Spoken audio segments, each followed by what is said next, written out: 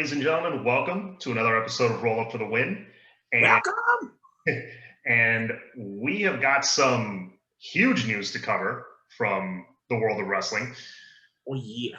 In the last couple days, and this is stuff, this is like fantasy booking fan stuff that we talk about, but we don't ever think it's really going to happen.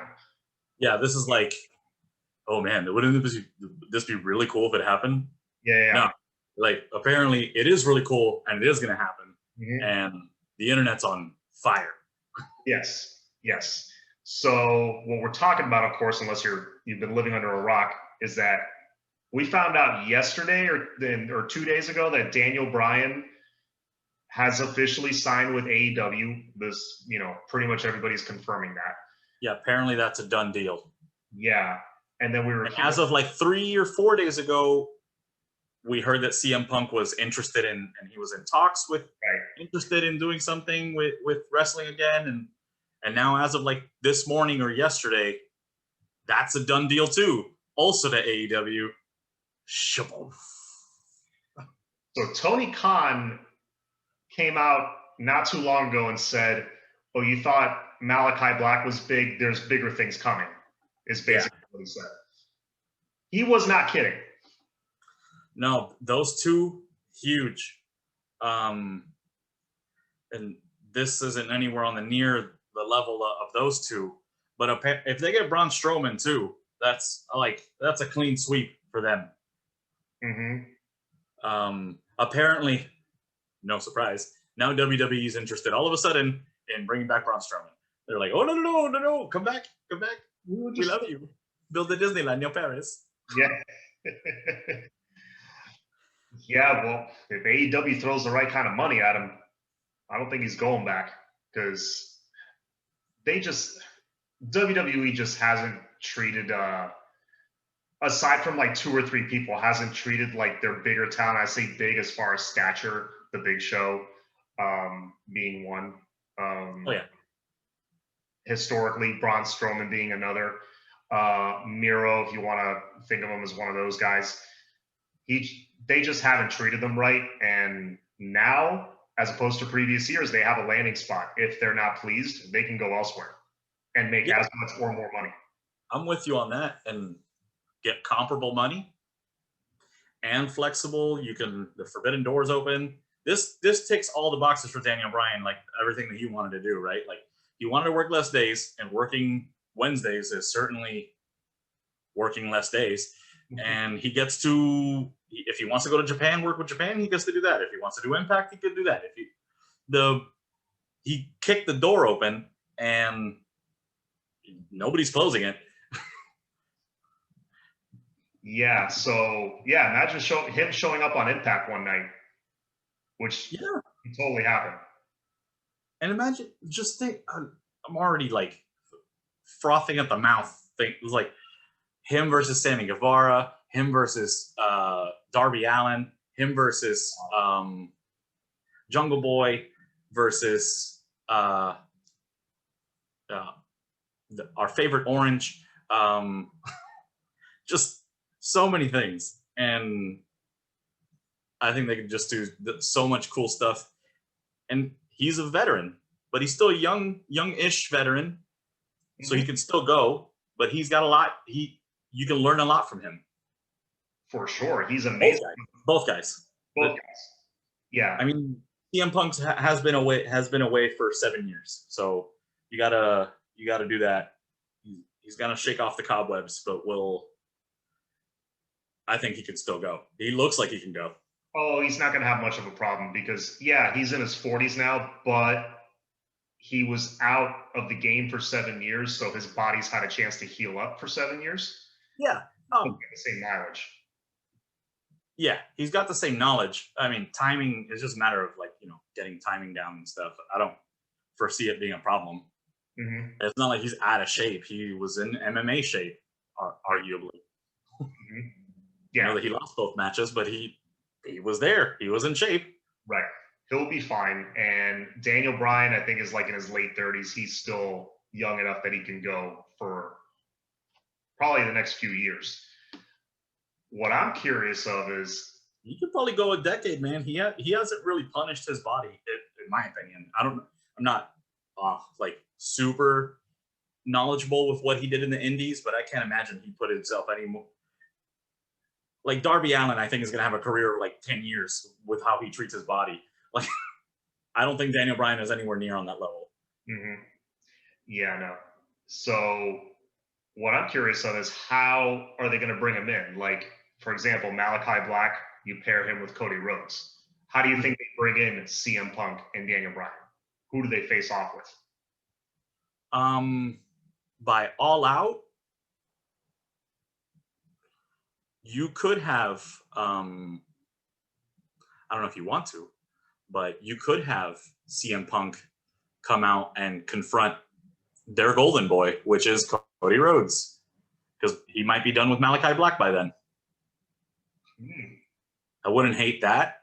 You could come out and confront. He's going to get such a babyface pop, especially if they do it in Chicago. He could confront any heel. It could be Matt Hardy. It could. I don't care who it is. It doesn't matter. Yeah. Maybe Miro for the TNT title. Coming out. I mean, Miro's kind of on a. He's kind of getting the good guy rub right now. He's getting that face reactions anyway. He could be doing heelish things, but he's getting face reactions, which is not what you want. Yeah, but I would love to see. I mean, I would just love to see that matchup. Sure, yeah. Little guy versus big guy always works. Yeah. Or who knows, but what could happen from here to there?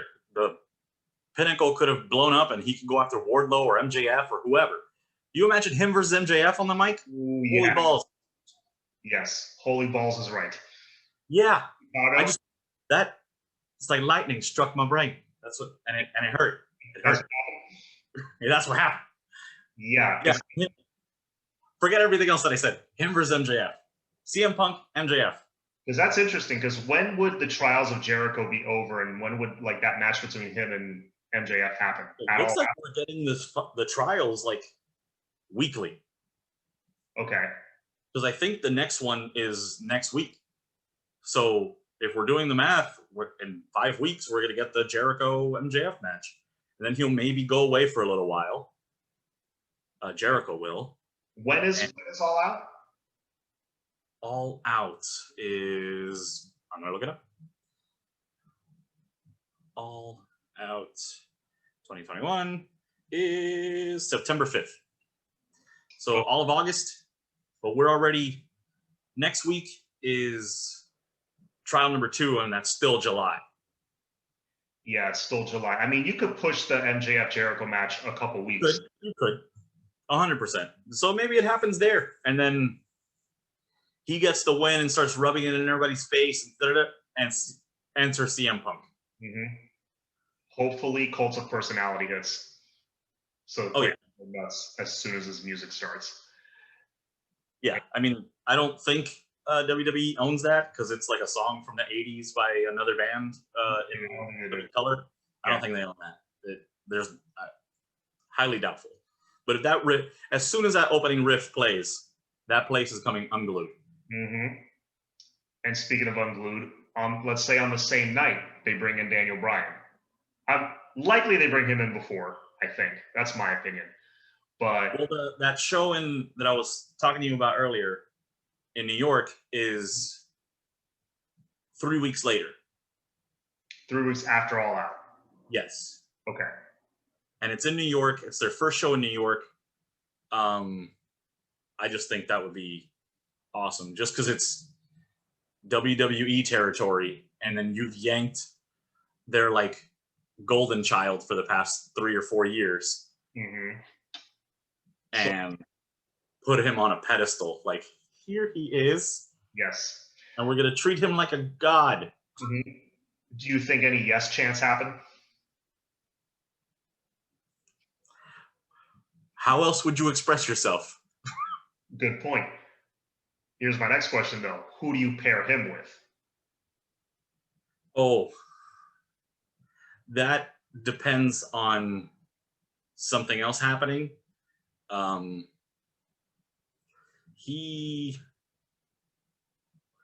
I would love to see him confront a champion, Kenny Omega, but I do want Hangman Adam Page to get his moment and win that match. If they go with Kenny keeping the belt, I don't hate that happening right after. Mm-hmm. That's one option. Or, yeah, I don't know.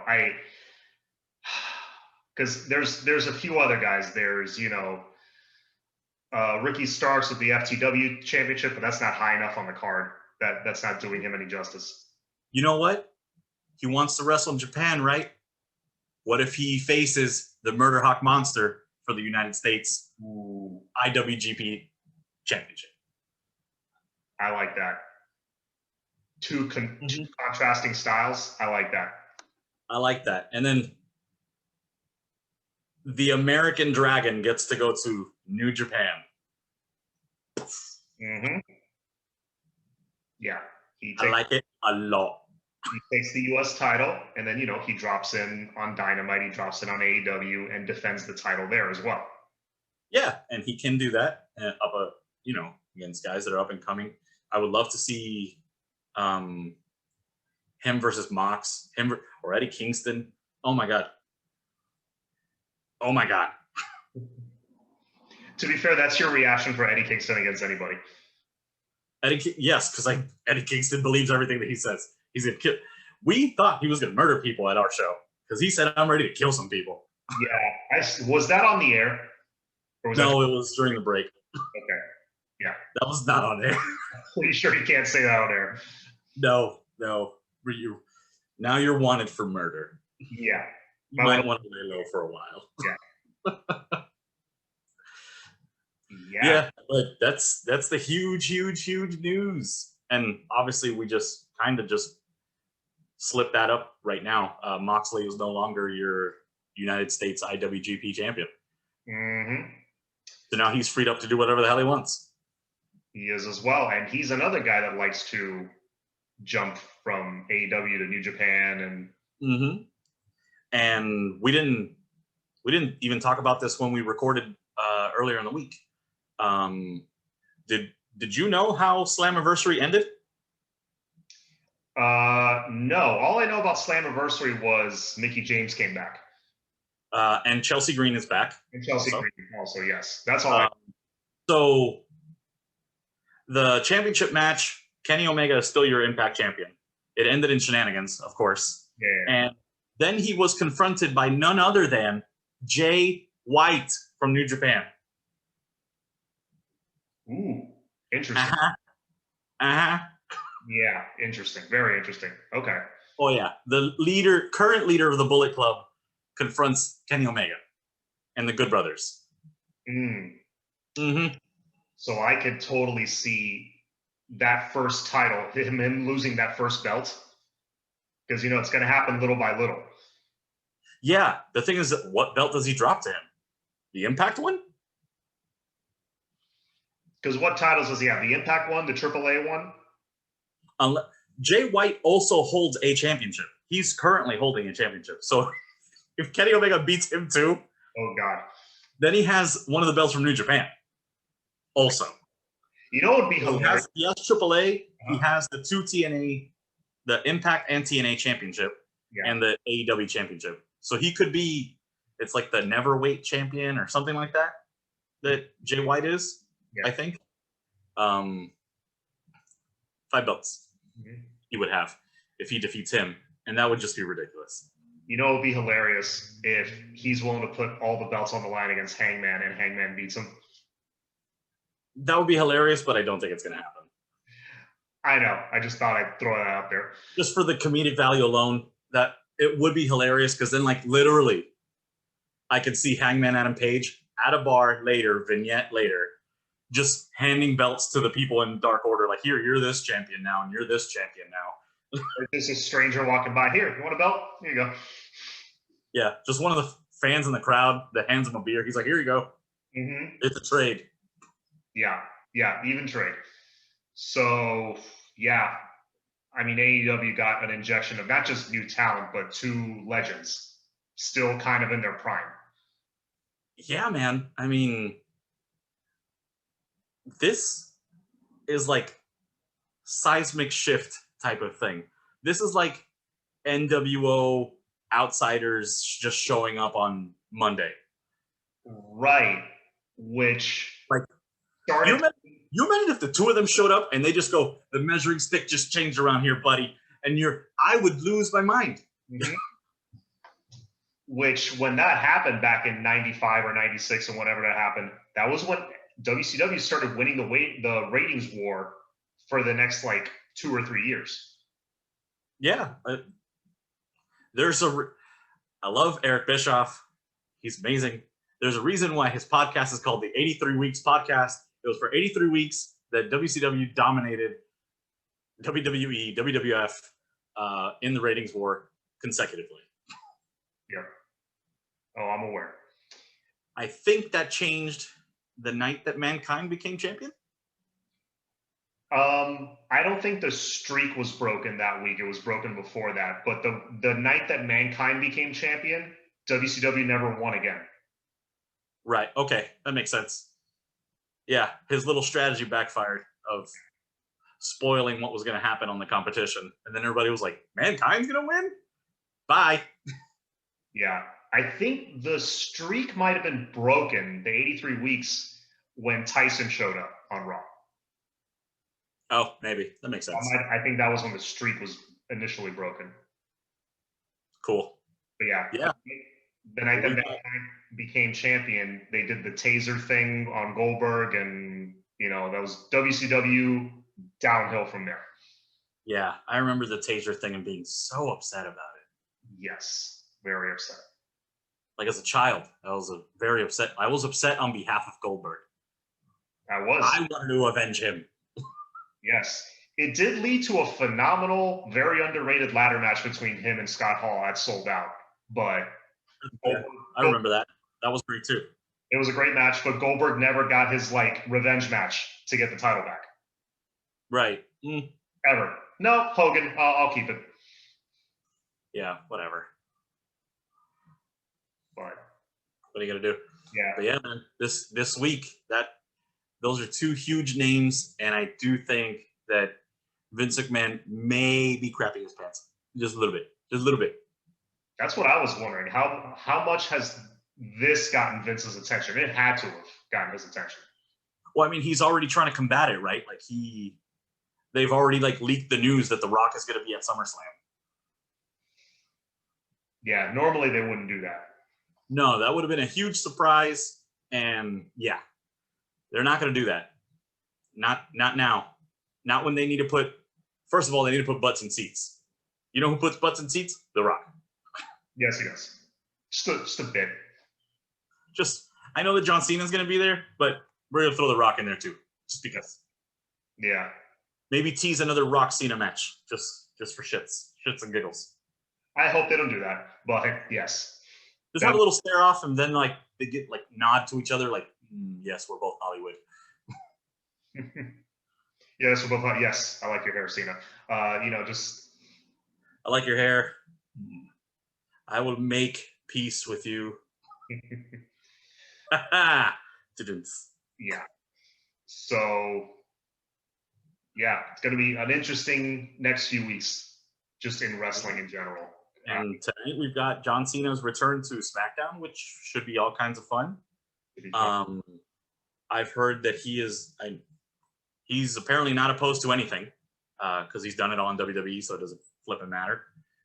He's not opposed to showing up tonight as the Doctor of Thugonomics, which would be fantastic. Mm-hmm. Do a whole rap session on John Cena and his whole tribal chief. Just do the whole thing on the Reigns and the tribal chief and shit on the Usos and just the whole thing. I am looking forward to that rivalry the second time around now, because when they first did it, Roman was the up and coming guy, overpushed, overprotected, all that stuff. Now now it's organic and it's cool. Mm-hmm. Much better this time around. Cena on Raw was great too. I don't know if you caught his little bit. Mm-hmm.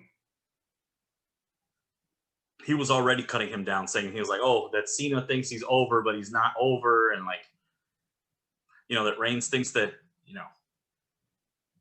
he thinks he's over, but he's not as over as he thinks he is, or whatever. Because it was like referencing like the pop that he got at it was like, you're not on my level, buddy. Mm-hmm. I was like, yeah, you were a genuine surprise, and you're John flippin' Cena. The WWE universe has come around on Big Match John. Well, because they've come to respect him now after a while, being the old. Yeah, they've definitely come to respect him now, and you know what they say: you don't know what you got till it's gone. Mm-hmm. And say what you will, he got crowds chanting. He got people just out of their seats and cheering. Mm-hmm. He got big reactions always. Whether it was "Let's go Cena" or "Cena sucks," people were making noise. Mm-hmm. And when was he ever in a bad match? When was he ever in a boring match? I can't think of one.